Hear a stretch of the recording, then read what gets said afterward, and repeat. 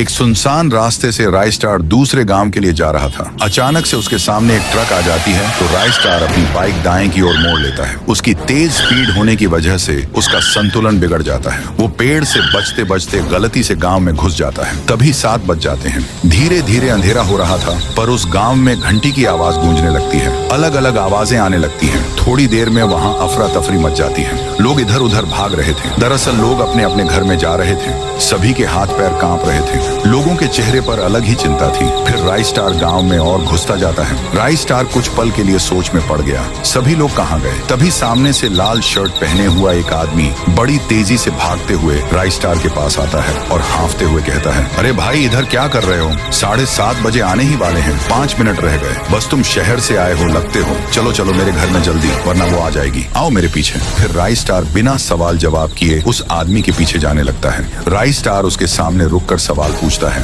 अरे भाई ये यहाँ पर क्या हो रहा है? तुम मुझे 7:30 बजे से पहले अपने घर में क्यों लेकर आए? और ये अजीब सी घंटी की आवाज क्यों गूंज रही है? आदमी कहता है, अरे मैं पागलों जैसी बात नहीं कर रहा हूँ। इसका सच जानकर तुम्हारे रोंगटे खड़े हो जाएंगे। इस गांव में रोज 7:30 बजे एक चुड़ैल आती है जो कि लोगों को मार के उसे पेड़ में लेकर जाती है। बात हो ही रही थी उसी सूखे पेड़ की जहां राय स्टार ने अपनी बाइक रोकी थी। तभी अचानक से उस पेड़ में से वही चुड़ैल निकलती है जिसके बारे में वह आदमी बता रहा था। उस चुड़ैल को देखकर राय स्टार दंग रह गया। बस फिर क्या था, वह चुड़ैल उन दोनों को देखकर उनके पास आने लगती है। वह उनके पास आकर कहती है, राय स्टार जरा बाहर तो आना। मैं तुम्हारी बहन जैसी हूं ना, मुझसे डरो मत, आओ बाहर। राय स्टार हैरान होकर पूछता है, 1 मिनट, तुम्हें मेरा नाम कैसे पता है? मैं तो तुमसे पहली बार ही मिला हूँ। अरे इसके मुंह मत लगो, इसको सारे लोगों के नाम पता है। ये खतरनाक भूतनी है। इतना कहते ही वह चुड़ैल वहां से तेजी से जाने लगी और वहीं पास के दूसरे पेड़ के पास जाकर रुक गई। फिर राय स्टार सवाल पूछता है, मुझे एक बात बताओ,